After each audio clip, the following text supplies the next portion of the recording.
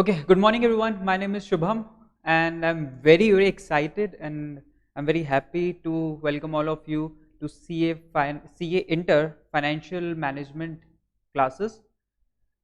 तो चलिए शुरुआत करते हैं। आज फर्स्ट क्लास है हम लोगों की। इंट्रोडक्शन से हम शुरू करते हैं।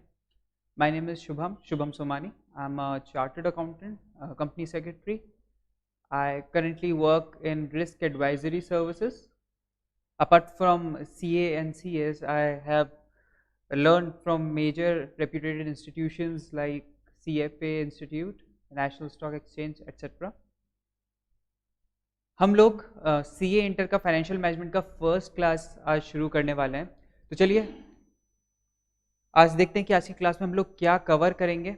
जल्दी से एक ओवरव्यू लेते हैं। तो सर आज की क्लास में हम लोग कवर करने वाले 3 चीज़ें। तो फर्स्ट वन वुड बी, सबसे पहले समझते हैं कि फाइनेंशियल मैनेजमेंट होता क्या है। ठीक है, तो लेट्स फर्स्ट वील अंडरस्टैंड। सबसे पहले देखेंगे कि फाइनेंशियल मैनेजमेंट क्या होता है। फिर सेकेंडली हम लोग देखेंगे कि सिलेबस क्या है, हम लोगों के सिलेबस में कौन कौन से चैप्टर्स है और क्या क्या पढ़ने वाले हैं हम। सिलेबस हो गया थर्ड, और थर्ड हमारा होगा मेथोडोलॉजी, कि हम किस तरीके से आगे बढ़ेंगे, क्या हमारा पढ़ने का स्टाइल होने वाला है एंड ऑल दैट। ठीक है, तो हम मेथोडोलॉजी इसमें कवर करेंगे। चलते हैं आगे। सबसे पहली और इम्पॉर्टेंट चीज़, फाइनेंशियल मैनेजमेंट पढ़ने से सबसे पहले समझना बहुत ज़रूरी है बॉस कि फाइनेंशियल मैनेजमेंट होता क्या है। जब तक हम समझेंगे नहीं फाइनेंशियल मैनेजमेंट होता क्या है, तब तक आगे बढ़ने से कोई मतलब नहीं है। तो फाइनेंशियल मैनेजमेंट को बिल्कुल सिंपल हम लोग अगर समझते हैं, बिल्कुल सिंपल लैंग्वेज में, तो फाइनेंशियल मैनेजमेंट का दूसरा नाम क्या है? Money management. फाइनेंशियल मैनेजमेंट का दूसरा नाम होता है सर मनी मैनेजमेंट। ये इतना इम्पॉर्टेंट क्यों है? पैसा मैनेज करना इतना इम्पॉर्टेंट क्यों है? क्या ये क्वेश्चन मुझे आपसे पूछने की ज़रूरत है क्या? बताइए, आप लोग क्यों लगता है पैसा मैनेज करना, जो मनी मैनेजमेंट है, ये ज़रूरी क्यों है? वाई? जल्दी से आप लोग कमेंट सेक्शन में आप लोगों के आंसर बता सकते हैं कि money management, why money management is important. Sir money management important है क्योंकि बिजनेस का one of the primary objectives is to earn profits. 12th business studies में हम लोगों ने पढ़ा और अभी तक पढ़ते आ रहे हैं कॉमर्स में कि सबसे इंपॉर्टेंट एक ऑब्जेक्टिव होता है, one of the most primary objective to earn profits. ठीक है, दूसरा वैल्यू मैक्सिमाइजेशन भी होता है, पर एक प्रॉफिट अर्न करना इंपॉर्टेंट है। तो हमें पैसे को मैनेज करना सीखना पड़ेगा। अगर पैसे को मैनेज करना हम लोग नहीं सीख पाते तो क्या क्या हो सकता है। आप लोगों को याद होगा 1992 स्कैम, 2008 फाइनेंशियल क्राइसिस, ये सब क्यों हुआ? कोई बता सकता है क्या? क्या रीजंस थे? कहीं ना कहीं आप देखेंगे तो फाइनेंशियल मैनेजमेंट में प्रॉब्लम आई। हाँ, बहुत सारे रीजंस थे, बहुत सारे फैक्टर्स थे जब भी कोई फाइनेंशियल क्राइसिस आता है। बट सबसे इंपॉर्टेंट क्या है? फाइनेंशियल क्राइसिस में फाइनेंशियल मैनेजमेंट ढंग से नहीं कर पाए। बहुत अच्छी अच्छी कंपनीज हम लोगों ने देखी जो कुछ साल पहले तक तो थी, बहुत हिट थी, बहुत प्रॉफिटेबल थी, हर जगह नाम था, पर कुछ ही सालों में वो कंपनीज गायब हो गई। गायब क्यों हो गई? One of the primary reasons is financial management. Finance manage नहीं कर पाए वो लोग। तो फाइनेंशियल मैनेजमेंट में ऐसा क्या होता है फाइनेंशियल मैनेजमेंट में जो लोग वो अच्छे से नहीं कर पाते, जिस वजह से कंपनीज बैंकरप्ट हो जाती है, कंपनीज बंद हो जाती है? ऐसा क्या होता है वो हम अभी समझते हैं। उससे पहले समझते हैं कि क्या फाइनेंशियल मैनेजमेंट स्टार्टिंग से हमेशा से ही इतना इंपॉर्टेंट रहा है क्या? फाइनेंशियल मैनेजमेंट क्या हमेशा से ऐसा था कि सर ये तो बहुत इंपॉर्टेंट है? नहीं, बहुत सारे अलग अलग फेज आए, बहुत सारे अलग अलग फेज थे हमारे पास। जैसे कि हम अगर यहाँ बात करें तो कौन कौन से हमने कैसे इवॉल्व हुआ फाइनेंशियल मैनेजमेंट, वो समझते हैं। तो एवोल्यूशन में सबसे पहला फेज जो हमने देखा, जो कि अराउंड 40s में था, मतलब बहुत सालों पहले 40s में जब हमने देखा, तो एक हमारे पास था, सबसे पहला हमारे पास ट्रेडिशनल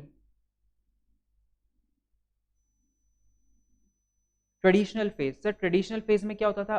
आप देखेंगे कोई भी बिजनेस जो पहले स्टार्टिंग में फाइनेंशियल मैनेजमेंट पे ध्यान नहीं देते, उनका एक प्राइमरी फोकस कहाँ रहता था? सेल्स पर।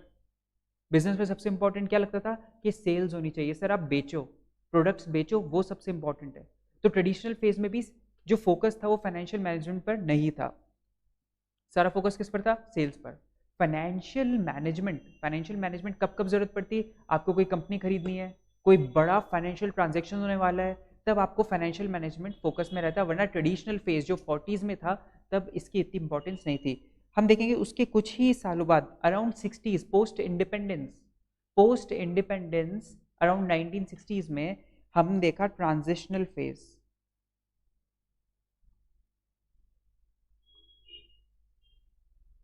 ट्रांजिशनल फेज जब ट्रांजिशन होने लगा, धीरे धीरे रियलाइज होने लगा कि जो डे टू डे एक्टिविटीज है ना फाइनेंस की, day to day planning forecasting, ये सब बहुत इंपॉर्टेंट है, तो इस पर ध्यान देने लगा। सारे बिजनेस थे इस पर ध्यान देने लगे कि सर इंपॉर्टेंट तो है, ठीक है। तो यहाँ पर भी हमने ट्रांजिशन होने लगा, धीरे धीरे ट्रेडिशनल से हम ट्रांजिशन लेते हुए कहाँ पहुंचे? मॉडर्न फेज में। कहाँ पहुंचे? मॉडर्न फेज में। मॉडर्न फेज में क्या है सर? मॉडर्न फेज में financial management is very very very important. अगर मैं आप लोगों के करियर की भी बात करूं तो मेजॉरिटी लोग अभी अपना करियर कहाँ बनाना चाहते हैं? कॉमर्स में, किधर? फाइनेंस। इनफैक्ट दूसरी स्ट्रीम्स के लोग भी फाइनेंस में करियर बनाना चाहते हैं। This is one of the most important and lucrative career, important subject and a lucrative career, ठीक है। तो मॉडर्न फेज में क्या है? Financial management is very important. हर एक एक्टिविटी पे ध्यान दिया जाता है। बिजनेस पॉइंट ए से शुरू होकर पॉइंट बी पर अगर खत्म हो रहा है तो सारी फाइनेंशियल एक्टिविटीज इसमें कवर होती है, सबको इंपॉर्टेंस मिलती है। आगे धीरे धीरे चलकर हम ये भी देखेंगे कि किस तरीके से कौन सी एक्टिविटी को कितनी इंपॉर्टेंस देनी चाहिए और कितनी इंपॉर्टेंस मिलती है, ठीक है। दोनों चीजें देखेंगे। चलते हैं आगे। सर फाइनेंशियल मैनेजमेंट का ये तो पढ़ लिया, अब फाइनेंशियल मैनेजमेंट बताइए होता क्या है, क्या करना होता है? तो मेजरली फाइनेंशियल मैनेजमेंट में हमें करना क्या होता है? मैंने बोला मनी मैनेजमेंट है बॉस, मनी मैनेजमेंट, पैसा मैनेज करना है। पैसा मैनेज करने के लिए मेजरली हमें 3 टाइप्स के डिसीजन लेने होते हैं। वैसे डिसीजन लेता कौन होगा? सर डिसीजन तो लेता होगा जो फाइनेंस हेड है कोई भी बिजनेस का, कोई भी बिजनेस में जो फाइनेंस हैंडल करता है वो डिसीजन लेता होगा। Normally CFO chief financial officer ये सारे डिसीजन लेता है। हायरार्की क्या होती है, कौन किसके ऊपर होता है, कैसे कैसे, क्या अकाउंटेंट और चीफ फाइनेंशियल ऑफिसर में डिफरेंस होता है? क्या चीफ फाइनेंशियल ऑफिसर सारे रिलेटेड डिसीजन लेता है, कैसे डिसीजन लेता होगा? ये सारी चीजें आगे पढ़ेंगे। फिलहाल देखते हैं कि कौन से 3 इंपॉर्टेंट डिसीजन, कोई भी कंपनी का अगर फाइनेंशियल मैनेजर है तो उसे 3 इंपॉर्टेंट डिसीजन कौन कौन से लेने होते होंगे। पहला डिसीजन, पैसा कहाँ से आए, where to get money from, मतलब मुझे बिजनेस के लिए पैसा तो चाहिए ना, तो पैसा कहाँ से लाए, पैसा कहाँ इन्वेस्ट करे, ठीक है, कहाँ से पैसा लाऊं, बिजनेस में कहाँ पैसा लगाऊं, और साथ साथ एक और इम्पॉर्टेंट डिसीजन होता है कितना डिस्ट्रीब्यूट करूं एज अ डिविडेंड। डिविडेंड याद होगा जब हम प्रॉफिट्स डिस्ट्रीब्यूट करते हैं शेयर होल्डर्स में। आपको एक चीज़ याद दिला दूं, मैं एक चीज़ याद दिलाऊं, हमने जब पढ़ा था टाइप्स ऑफ एंटिटीज तो सोल प्रोप्राइटरशिप पढ़ा था, कंपनी पढ़ा था, पार्टनरशिप पढ़ा था। तो सोल प्रोप्राइटर में देखा था कि one man company, one man business, हमने देखा वन मैन बिजनेस, ठीक है। उसके अंदर सोल प्रोप्राइटरशिप में क्या है कि एक व्यक्ति है जो काम कर रहा है सारा। फिर हमने देखा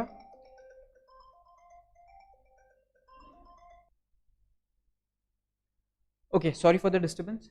चलिए शुरुआत करते हैं। तो फिर हम क्या देख रहे थे? हम देख रहे थे कि कहाँ से पैसा आता है, कहाँ इन्वेस्ट करते हैं और डिविडेंड कितना देना है। तो तीनों ही इंपॉर्टेंट डिसीजन है और पूरा फाइनेंशियल मैनेजमेंट इन 3 डिसीजंस पर हम बात करते हैं। इंटर और फाइनल, इंटर में हम ज़्यादा फोकस करेंगे वेयर वाले पार्ट पर, और फाइनल पर इस पर भी ज़्यादा फोकस रहेगा इन्वेस्टमेंट पार्ट पर, ठीक है। और डिविडेंड अभी भी हम कवर करेंगे और फाइनल में भी करेंगे। तीनों डिसीजंस बहुत इंपॉर्टेंट है। तीनों के अच्छे नाम बताता हूँ, अभी तो मैंने बिल्कुल सिंपल लैंग्वेज में बात करी। वेयर का मतलब होता है फाइनेंसिंग डिसीजन, हम पैसा कहाँ से अरेंज करते हैं, फाइनेंसिंग डिसीजन। इन्वेस्ट कहाँ करते हैं, कहाँ इन्वेस्ट करना है, उसे हम बोलते हैं इन्वेस्टमेंट डिसीजन। और कितना हमें शेयर होल्डर्स को डिस्ट्रीब्यूट कर देना और कितना बिजनेस में लगा देना है, उस टाइम हम जो डिसीजन लेते हैं वो डिसीजन हमारा कहलाता है डिविडेंड डिसीजन। क्या? Dividend decision. चलिए अब हर एक डिसीजन के बारे में थोड़ा डिटेल में बात कर लेते हैं। सबसे पहले हम बात करेंगे फाइनेंसिंग डिसीजन के बारे में। Financing decision.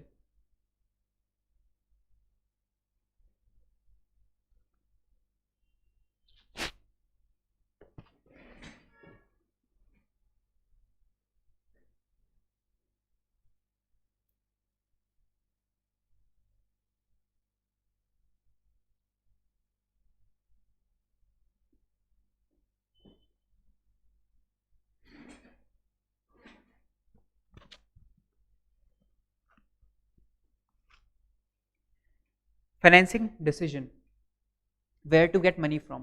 तो इसके मेजरली दो तरह के ऑप्शन होते हैं हमारे पास। चलिए एक बात करते हैं, मान लीजिए हम लोगों ने एक बिजनेस प्लान किया, हमने लोगों ने एक स्टार्टअप प्लान किया। तो क्या स्टार्टअप हो सकता है? कोई आइडिया किसी के पास? क्या स्टार्टअप प्लान करें? Any idea? अच्छा चलिए मैं बताता हूँ। हम लोग एक ई कॉमर्स प्लेटफॉर्म बना रहे हैं। क्या? ई कॉमर्स प्लेटफॉर्म, जहाँ पर हम फ्रूट्स एंड वेजिटेबल्स सेल करने वाले हैं। फ्रूट्स एंड वेजिटेबल्स सेल करेंगे। ये स्टार्टअप है। अब स्टार्टअप के लिए हम लोगों ने देखा कि यार हमें चाहिए 1 lakh rupees initially, 1 lakh rupees. तो ये हमने देखा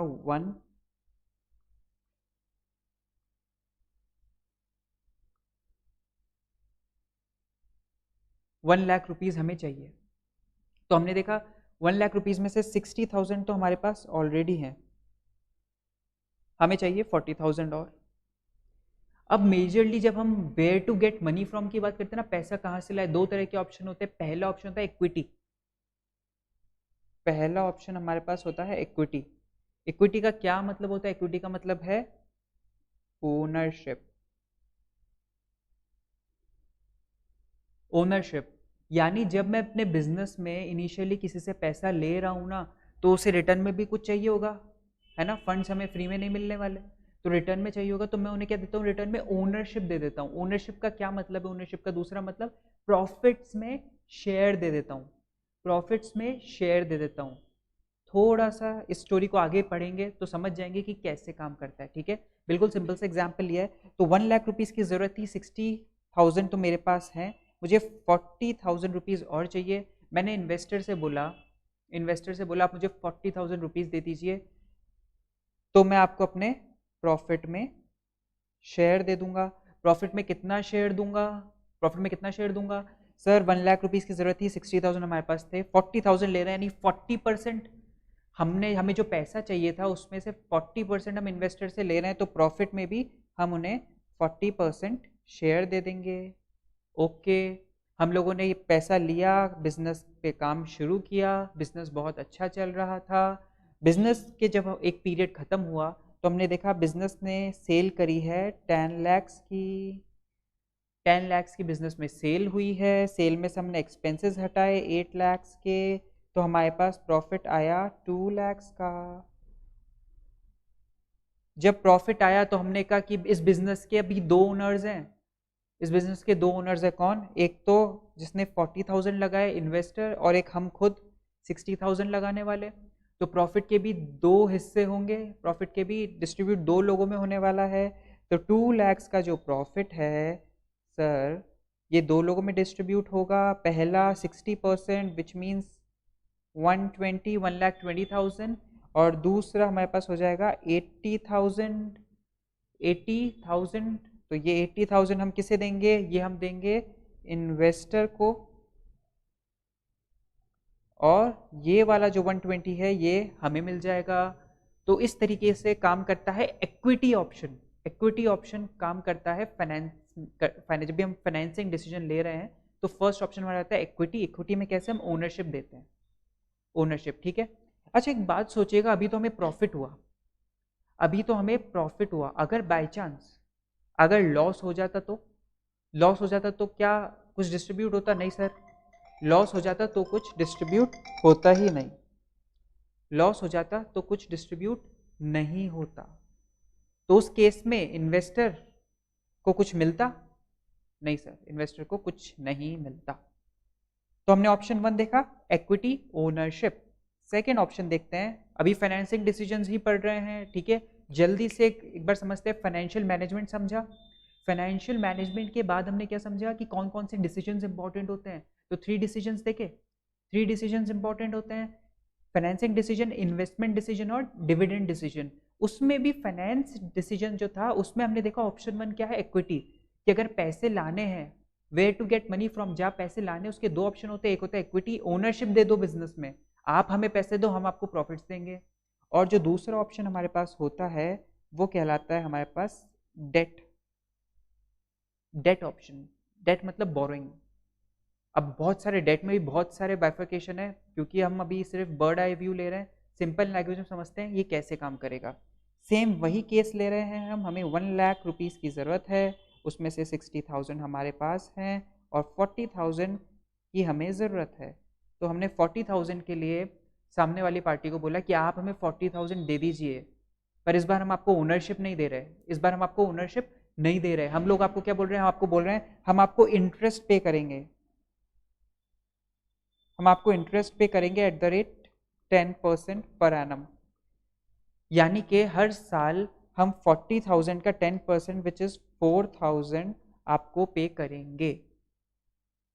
ठीक है, अब पूरा साल खत्म हुआ, हम लोगों ने देखा कि हमारी सेल्स हुई 10 lakhs, 8 lakhs हमारा खर्चा हुआ और 2 lakhs हमारा प्रॉफिट हुआ। ठीक है, तो 10 में से 8 गए, 2 lakhs हमारा प्रॉफिट।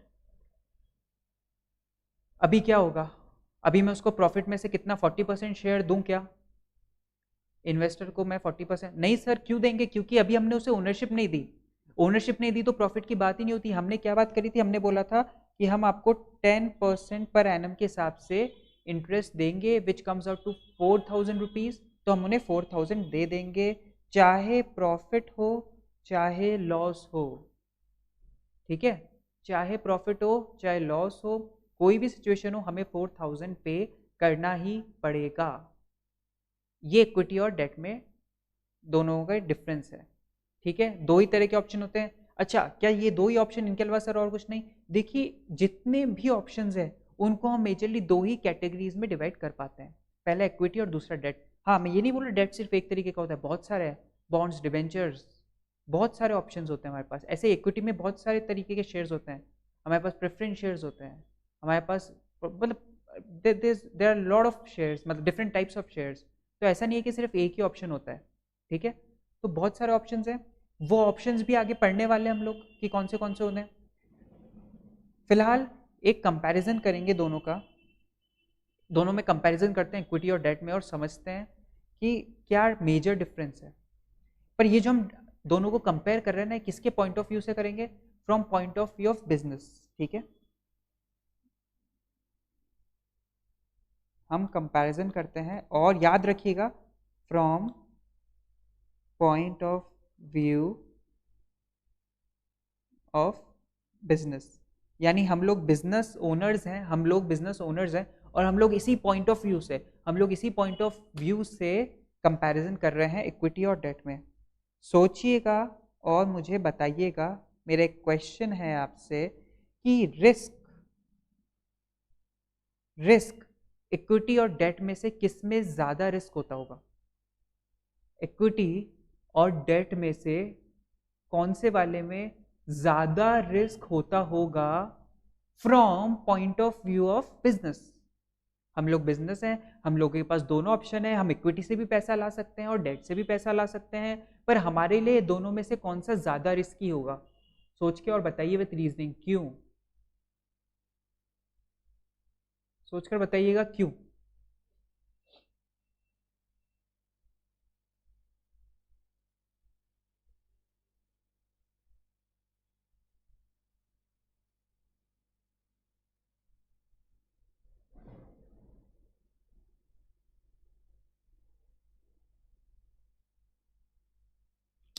हाँ भाई, ठीक है, समझते हैं। इक्विटी में तो चाहे प्रॉफिट हो और लॉस हो, तो लॉस, इक्विटी वाले केस में प्रॉफिट हो तो शेयर देना है, लॉस हो तो कुछ नहीं देना। और डेट में तो प्रॉफिट हो चाहे लॉस हो देना ही है, यानी इक्विटी में लो रिस्क है और डेट में हाई रिस्क है। हम लोग जब बिजनेस कर रहे होंगे तो इक्विटी में हमें डर नहीं लगेगा, क्योंकि पता है कि अगर प्रॉफिट नहीं हो पाया तो कोई बात नहीं, किसी को कुछ एक्स्ट्रा नहीं देना। पर डेट में अगर प्रॉफिट नहीं हो पाया तब भी इंटरेस्ट पेमेंट तो करना ही पड़ेगा। बैंक लोन, बैंक से लोन लिया, ये इक्विटी में आएगा या डेट में आएगा? जल्दी से, इजी क्वेश्चन है सर। बैंक से लोन लिया, फिक्स इंटरेस्ट रेट होती है, हमें डेट में आने वाला है, तो बैंक लोन में रिस्क ज़्यादा है एज कंपेयर टू इक्विटी। पर एक कॉमन सी बात ये भी है कि इक्विटी रूट से पैसा लेना इजी होता है क्या? इक्विटी रूट से पैसा लेना डिफिकल्ट भी बहुत है, ठीक है? हर कोई आप पर भरोसा नहीं करेगा। तो ये मेजर हमने कंपैरिजन किया इक्विटी और डेट में, डिटेल्स जैसा कि हम आगे पढ़ने वाले हैं, तो मैं आगे बढ़ता हूं। फर्स्ट डिसीजन देखा where to get money from, दो ऑप्शन इक्विटी और डेट। अब दूसरा डिसीजन देखते हैं। दूसरे डिसीजन की बात करते हैं बॉस कि वेयर टू इन्वेस्ट, यानी कि हम लोग बात कर रहे हैं इन्वेस्टमेंट डिसीजन की। इन्वेस्टमेंट डिसीजन की, कहाँ पैसा लगाना है? सर पैसा लिया है, पैसा बिजनेस में लगाना है, तो बिजनेस में हम मेजरली दो जगह पैसा लगा सकते हैं सर। एक तो फिक्स्ड एसेट्स में और दूसरा वर्किंग कैपिटल में। दोनों में क्या डिफरेंस है? हम लोगों ने सोचा कि ई कॉमर्स प्लेटफॉर्म, यानी कि हम लोग फ्रूट्स एंड वेजिटेबल्स सेल करने वाले हैं, ई कॉमर्स प्लेटफॉर्म, हमारे पास एक प्लेटफॉर्म होगा जहाँ पर आकर ऑनलाइन लोग फ्रूट्स एंड वेजिटेबल्स खरीद पाएंगे। उसके लिए हमें क्या क्या चाहिए सर? फिक्स एसेट में क्या क्या चाहिए सर? हमें एक बड़ा स्टोरेज चाहिए जहाँ पर हम स्टोर कर पाएँ। हमें एक बड़ा स्टोरेज चाहिए होगा जहाँ पर हम फ्रूट्स एंड वेजिटेबल्स को स्टोर कर पाएँ। Fix assets. हमें क्या चाहिए होगा? लैंड, जहाँ पर हमारी फैसिलिटी, स्टोरेज फैसिलिटी बन पाए। तो लैंड में हमें पैसे लगाना है, यानी हम लोगों ने पैसा तो ले लिया, अब कहाँ कहाँ लगाना पड़ेगा? फिक्स एसेट्स में, लैंड में। फिक्स एसेट्स में, लैंड में, और कहाँ सर? लैंड तो हो गया, हमें और क्या क्या चाहिए होगा सर? ट्रांसपोर्ट के लिए गाड़ियाँ चाहिए होंगी, व्हीकल्स चाहिए होंगे ट्रांसपोर्ट के लिए, वहाँ हम इन्वेस्ट करेंगे। तो सर वर्किंग कैपिटल में क्या क्या आएगा? वर्किंग कैपिटल मतलब day to day activities. Working capital मतलब डे टू डे एक्टिविटीज के लिए। डे टू डे एक्टिविटीज क्या सर? रोज छोटे मोटे पेमेंट्स करना है, इलेक्ट्रिसिटी बिल हो गया, एक्सपेंसेस हमारे हो गए, और क्या हो गया सर? सैलरीज हो गई एम्प्लॉयज़ की। तो ये monthly day to day activities जो डेली बेसिस पर हमें पेमेंट्स करने होते हैं। तो फिक्स एसेट्स, वर्किंग कैपिटल, दोनों में। अच्छा, क्या इनके अंदर भी और बात हो सकती है सर? बहुत ज़्यादा। फिक्स एसेट, मान लीजिए हम कोई लैंड खरीद रहे हैं, उस पर स्टोरेज फैसिलिटी बनाएंगे, पूरा कोल्ड स्टोरेज फैसिलिटी बनाने वाले हैं, तो क्या इतना ईजी होगा क्या? हमें बहुत सारी चीज़ें देखनी पड़ेंगी। क्या यहाँ पर रिस्क है बहुत बड़ा? अगर एक गलत डिसीजन लिया और स्टोरेज फैसिलिटी गलत जगह बना ली तो बिजनेस इम्पैक्ट करेगा। बोलता आ रहा हूँ, financial management very important for business, ठीक है? तो फाइनेंशियल मैनेजमेंट में इन्वेस्टमेंट डिसीजन, वो इन्वेस्टमेंट डिसीजन किसका? फिक्स एसेट का। फिक्स एसेट में किसका? लैंड का। अगर गलत लिया ना तो पूरे बिजनेस पर इम्पैक्ट पड़ेगा। फॉर एग्जाम्पल, हमें एक पर्टिकुलर जगह, हमें सिटी की एक पर्टिकुलर जगह पर हमारा वेयर हाउस खोलना चाहिए था, कोल्ड स्टोरेज फैसिलिटी, वहाँ नहीं खोलकर हमने बहुत ज़्यादा दूर खोल लिया, उस वजह से ट्रांसपोर्ट कॉस्ट बढ़ा, उस वजह से बहुत सारे दूसरे फैक्टर्स भी इफेक्ट हुए। तो किस तरीके से हमारे बिजनेस को इम्पैक्ट कर सकता है? Working capital.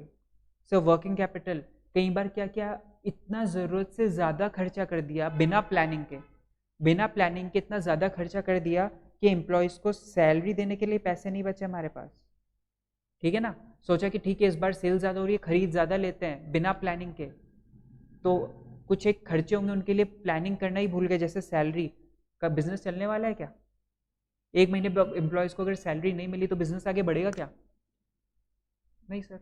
Electricity bill pay करने के लिए पैसे नहीं बचे, क्या ऐसा होता है क्या? ऐसा हुआ है क्या रियलिटी में? सर बहुत सारे केसेस हैं, बहुत सारे केसेस हैं जहाँ पर फाइनेंस को ढंग से मैनेज नहीं कर पाए, इन्वेस्ट सोच समझ कर नहीं किया, वर्किंग कैपिटल के लिए पैसे ही नहीं बचे। तो इलेक्ट्रिसिटी बिल ही अगर पे नहीं कर पाएंगे हम लोग, तो इलेक्ट्रिसिटी बिल पे नहीं किया तो बिजनेस कैसे काम करेगा फिर? ठीक है? तो एक बैलेंस होना जरूरी है फाइनेंसिंग और इन्वेस्टमेंट डिसीजन के बीच में। वो बैलेंस कैसे बनता है वो ही आगे चलकर हम लोग पढ़ने वाले हैं कि बैलेंस कैसे, कैपिटल स्ट्रक्चर हम लोग मैनेज कर पाते हैं, किस तरह से इन्वेस्टमेंट डिसीजंस लेते हैं कि बिजनेस पर हमें जो इफेक्ट हो वो पॉजिटिव ही हो, नेगेटिव इम्पैक्ट ना पड़े बिजनेस पर। ठीक है? तो इन्वेस्टमेंट डिसीजन और फाइनेंसिंग डिसीजन की बात कर ली। जल्दी से एक चीज सोचना और मुझे बताना, ठीक है, जो हम पैसा ला रहे हैं उसकी कॉस्ट होगी, जो हम पैसा ला रहे हैं उसकी कॉस्ट होगी, और जहां हम इन्वेस्ट कर रहे हैं वहां से एक रिटर्न मिलेगा।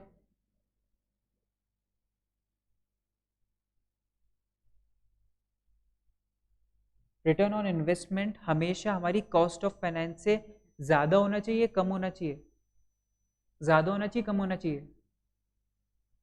सर क्या इजी क्वेश्चन पूछ रहे हो आप, है ये कोई पूछने की बात है? रिटर्न ऑन इन्वेस्टमेंट हमेशा ज्यादा होना चाहिए ना, है ना? ये तो हम हमेशा से बचपन से देखते हैं, सस्ते में खरीदो महंगे में बेचो। हाँ, तो सस्ते में खरीदो महंगे में बेचो को अभी जो हम यहाँ पर अप्लाई कर पा रहे हैं वो है कि सस्ते में मनी अरेंज करो और उससे ज़्यादा कमाओ।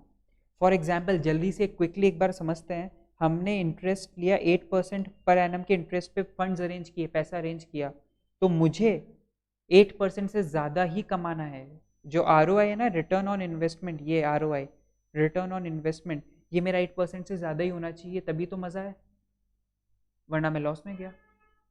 ठीक है, थर्ड डिसीजन हम लोग जो बात कर रहे थे वो था dividend decision. Sir dividend decision इतना इम्पोर्टेंट क्यों है? ओके, शेयर होल्डर्स कौन होते हैं? हम लोग शेयर होल्डर्स पढ़ा है, शेयर होल्डर्स कौन होते हैं? शेयर होल्डर्स कौन होते हैं? शेयर होल्डर्स होते हैं जिन्हों जो ओनर्स हैं बिजनेस के। शेयर होल्डर्स कौन? ओनर्स। उन्होंने अपना पैसा डाल रखा है बिजनेस में, तो उनको रिटर्न चाहिए।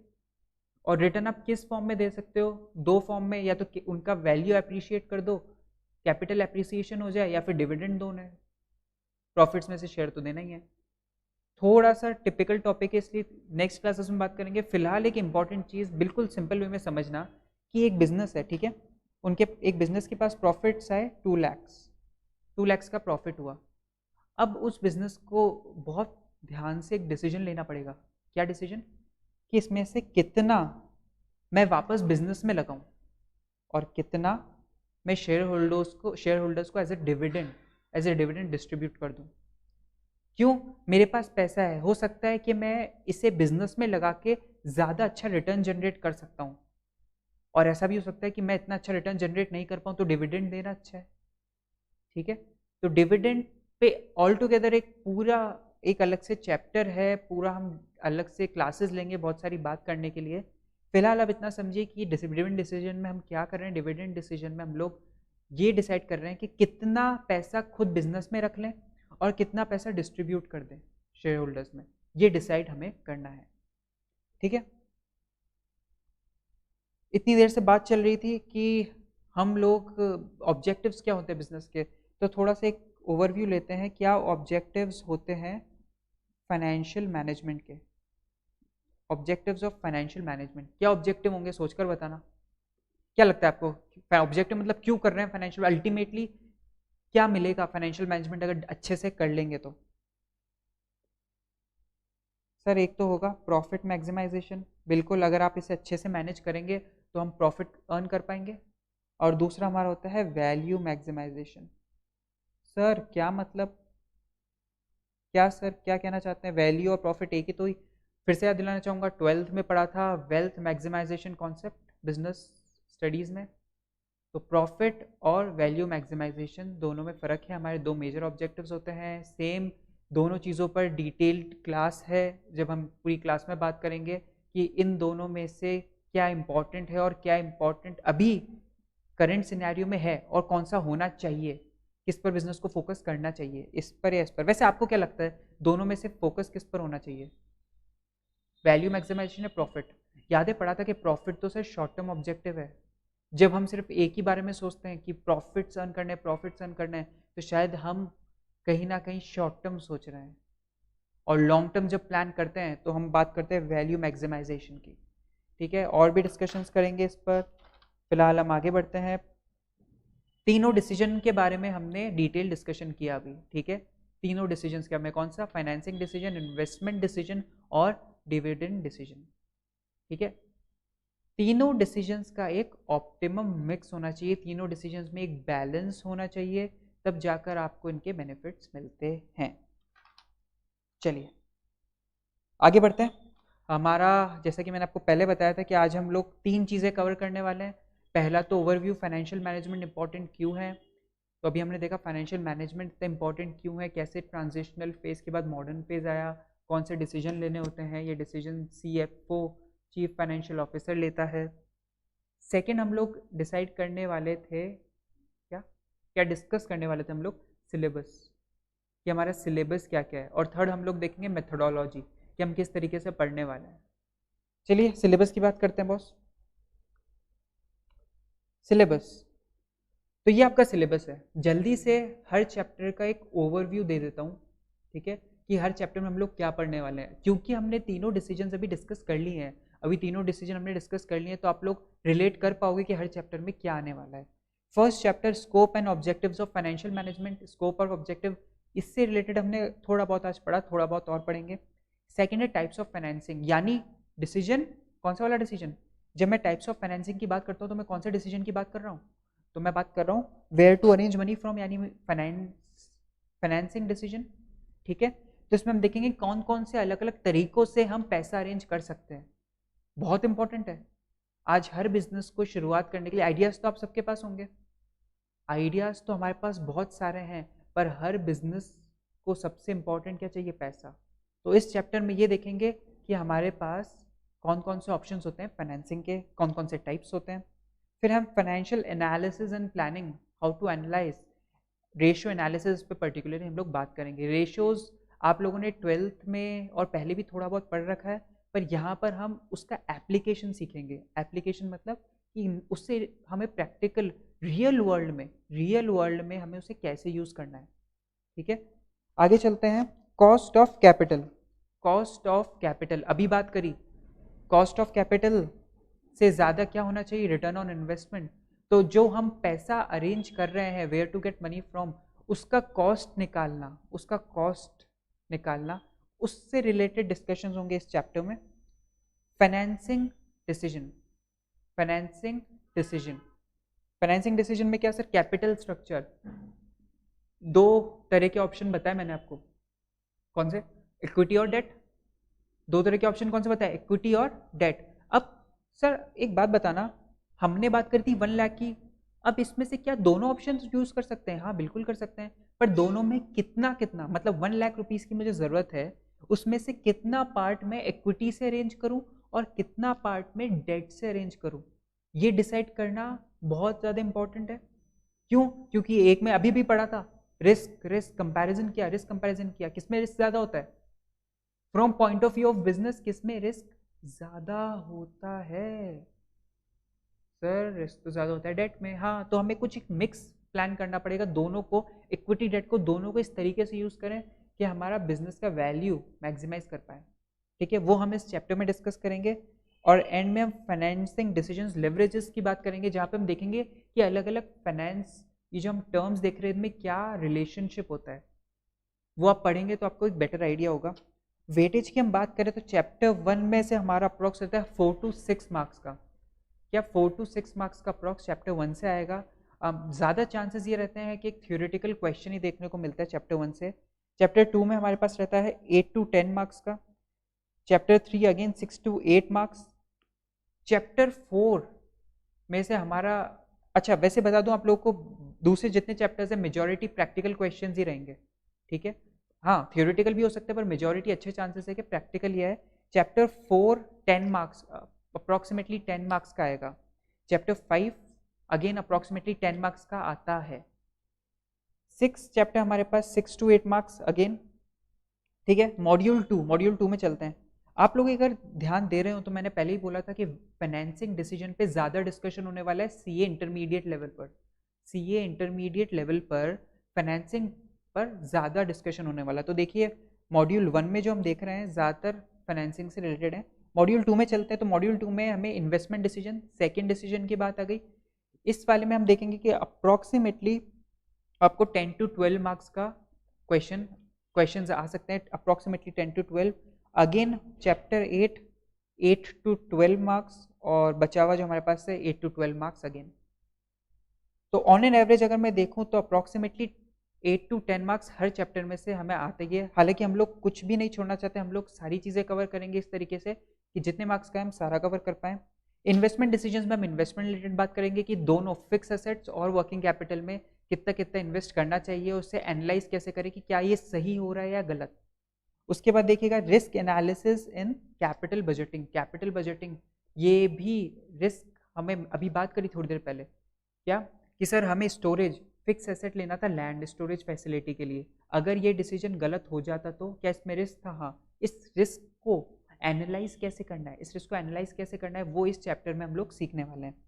डिविडेंड डिसीजन, फिर से कितना डिस्ट्रीब्यूट करूं और कितना रख लूं बिजनेस में ही, उसका डिस्कशन डिविडेंड डिसीजंस में होगा। और मैनेजमेंट ऑफ वर्किंग कैपिटल यानी कि ट्रेजरी और कैश मैनेजमेंट, सेकंड नंबर पे दिख रहा है क्या, unit two treasury and cash management. अभी बताया कि कैश को इस तरीके से मैनेज करना कि आपके पास डेली एक्सपेंसेस मीट करने के लिए कैश रहे, ये जरूरी है। पता पड़ा इलेक्ट्रिसिटी बिल या सैलरी पे नहीं कर पा रहे हैं ना, तो प्रॉब्लम है बॉस, बहुत बड़ी प्रॉब्लम है। ठीक है। इन्वेंट्री, हमारे पास जो इन्वेंट्री है, हम लोग भी तो हमारे बिजनेस में फ्रूट्स और वेजिटेबल्स का इन्वेंट्री मैनेज करने वाले हैं, तो वो ज़रूरी है। मैनेजमेंट ऑफ रिसीवेबल्स, आपने अकाउंट्स रिसीवेबल अकाउंट पेबल पढ़ा है, ये अपने आप में कुछ बड़ी कंपनीज में, कुछ बड़ी ऑर्गेनाइजेशंस में एक अलग से डिपार्टमेंट होता है, trade payables department, trade receivables department. तो इन पर भी बात करेंगे, इनको किस तरीके से मैनेज किया जाए। और फिर है हमारे पास financing of working capital. Again ये वाला जो टॉपिक है ये फर्स्ट वाले डिसीजन से हमारा मैच करता है कि फाइनेंसिंग, अब फाइनेंसिंग तो पर्टिकुलरली किसी वर्किंग कैपिटल की फाइनेंसिंग पर्टिकुलरली फिक्स एसेट के लिए भी हो सकती है। हम इसमें डिस्कस करेंगे पर्टिकुलरली अगर वर्किंग कैपिटल की बात करें तो उसके लिए फाइनेंसिंग कैसे अरेंज करें। तो ये हमारा सिलेबस है। मैंने आपको बताया था कि हम लोग, मैं आपको पहले बता चुका हूँ कि हम लोग अभी इसके बाद बात करेंगे मेथोडोलॉजी की। ठीक है। तो फर्स्ट हमने देखा फाइनेंशियल मैनेजमेंट, सेकेंड हमने बात की सिलेबस की, और थर्ड हम देख रहे हैं मेथोडोलॉजी कि हम क्या मेथड फॉलो करने वाले हैं, हम क्या मेथड फॉलो करेंगे पढ़ाई का। देखिए मेथड, मैं बेस्ड ऑन माय एक्सपीरियंस, मैं जो मेथड बिलीव करता हूँ वो है application based. Application based, application based मतलब हम चीज़ों को इस तरीके से सीखें कि हम उन्हें अप्लाई कर पाएँ। जैसे कि अगर आज हमने क्लास में पढ़ा कि हमें दो ऑप्शंस कंपेयर करने हैं, सर क्या ऑप्शन कंपेयर करने हो सकते हैं? हमें कुछ पैसे इन्वेस्ट करने थे, हम उसे बैंक की एफडी में इन्वेस्ट करें या हम उसे म्यूचुअल फंड में इन्वेस्ट करें, ये आज हमने क्लास में पढ़ा सपोज। तो आप घर जाकर प्रैक्टिकली अगर कोई आपसे पूछता है कि ये दो ऑप्शन कंपेयर करके तो बताना कि दोनों में किस में इन्वेस्ट करूं, तो आप ये अप्लाई कर पाओ। ऐसे नहीं कि सिर्फ पढ़ाई की और हो गया, सिर्फ एग्जाम्स के लिए पढ़ रहे हैं, आप इससे अप्लाई कर पाओ। एप्लीकेशन बेस्ड जब हम लोग पढ़ेंगे तो हाँ थोड़ा सा चैलेंजिंग तो होगा, पर ये आपको एग्जाम्स में तो एक्सेल करने के लिए हेल्प करेगा ही। एग्जाम्स वुड बी, मतलब जितना आप प्रेशर ज़्यादा फील करते हो, अगर एप्लीकेशन बेस्ड हम स्टडी अप्रोच अडॉप्ट करेंगे तो उतना प्रेशर नहीं रहेगा एग्जाम्स में। एग्जाम्स में आपको बिल्कुल प्रेशर फील नहीं होगा। ठीक है, क्यों? क्योंकि हम एप्लीकेशन बेस्ड पे धीरे धीरे चीज़ें बहुत अच्छे से समझने लग जाते हैं। हमें सिर्फ क्वेश्चन का आंसर करना नहीं आता, हमें एग्जैक्ट उसकी रीजनिंग पता है कि कैसे हो रहा है। ठीक है। एग्जाम के साथ साथ हम लोग सी इंटर के बाद आर्टिकलशिप जब हम करने जाते हैं तो एक मेजर गैप देखा गया है कि जब हम आर्टिकलशिप करने जाते हैं तो हमें प्रॉपर नॉलेज नहीं है। जहाँ पर आर्टिकलशिप करने जा रहे हैं, जब हम इंटरव्यूज फेस कर रहे हैं, जब काम कर रहे हैं आर्टिकल एज एन आर्टिकल काम कर रहे हैं, तो हमारे पास वो नॉलेज नहीं है। क्यों नॉलेज नहीं है? क्योंकि हमने इंटर में पढ़ाई करी सिर्फ किस लिए? एग्जाम्स पास करने के लिए। नॉलेज कैसे आएगी? एप्लीकेशन तो हमें आता ही नहीं है। हमें पता है सर करंट रेशियो तो पढ़ा था, करंट रेशियो का फॉर्मूला पता है, पर करंट रेशियो को यूज करके कंपनी के बारे में क्या जान सकते हैं? क्या करंट रेशियो को यूज करके किसी कंपनी के बारे में, किसी बिजनेस के बारे में हम क्या जान सकते हैं? हमें ये तो आता ही नहीं है। तो हमें अप्लाई करना नहीं आता तो कैसे काम चलेगा? तो वेरी वेरी इंपॉर्टेंट, हम लोग एप्लीकेशन बेस्ड स्टडी करेंगे जहाँ पर हर एक चीज़ हम लोग डिस्कस करेंगे। और मुझे लगता है कि सबसे ज़्यादा मज़ा ये तब आएगा जब आप लोग क्लास में पढ़ेंगे, घर जाकर या कहीं भी जाकर आप उसे अप्लाई करने की कोशिश करेंगे, उसमें प्रॉब्लम तो आएगी। और वापस जब आप मुझसे ये डिस्कस करोगे कि सर मैंने अप्लाई करने की कोशिश करी पर ये प्रॉब्लम आई, तो वहीं पर हमें मज़ा आएगा। वो हम डिस्कशन करेंगे कि किस तरीके से और अच्छे से इसे अप्लाई कर पाते, या हम किस तरीके से अप्लाई कर रहे थे जो गलत है, सही तरीका अप्लाई करने का। ठीक है। तो ये सारे हम लोग डिस्कशंस करने वाले हैं। आज हमने थोड़ा बहुत चैप्टर 1 उठाया था, तीनों डिसीजन के बारे में चैप्टर 1 हमें बताता है, थोड़ा बहुत चैप्टर 1 टच किया था। नेक्स्ट क्लास में चैप्टर 1 को कंप्लीट करने की कोशिश करेंगे। जब ये कंप्लीट करने की बात करता हूँ तो मन में एक क्वेश्चन आता है, सर क्वेश्चंस का क्या करेंगे? तो क्वेश्चंस हम लोग जो हमारा आईसीआई का मॉड्यूल है, जो हमारा आईसीआई का मॉड्यूल है ना, वो तो उसमें जितने भी क्वेश्चंस होंगे हमारे पास,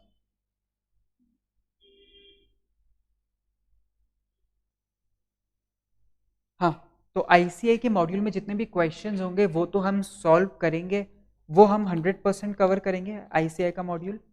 इसके अलावा हम लोग जो भी रेफरेंस बुक्स अवेलेबल है मार्केट में, जो भी प्रैक्टिकल केस स्टडीज़ हैं, तो हम लोग केस स्टडीज़ रेफर करेंगे कि अभी क्या हो रहा है, कौन सी कंपनी का क्या गलती हुई, कहाँ पर क्या हुआ। और रेफरेंस बुक्स में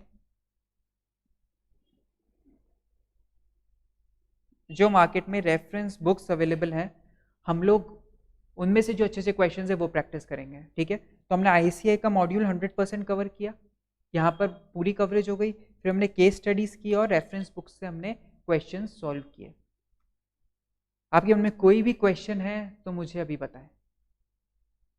कोई भी क्वेश्चन आपके मन में आ रहा हो सर, रिलेटेड टू मेथोडोलॉजी या फिर किस तरीके से और क्या होने वाला है, आप कुछ और जानना चाहते हैं तो बताएं।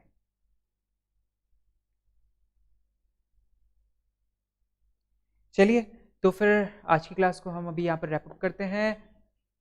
फिर से याद दिला दूँ, आज 3 डिसीजंस के बारे में पढ़ा। तीनों डिसीजंस बहुत इंपॉर्टेंट है।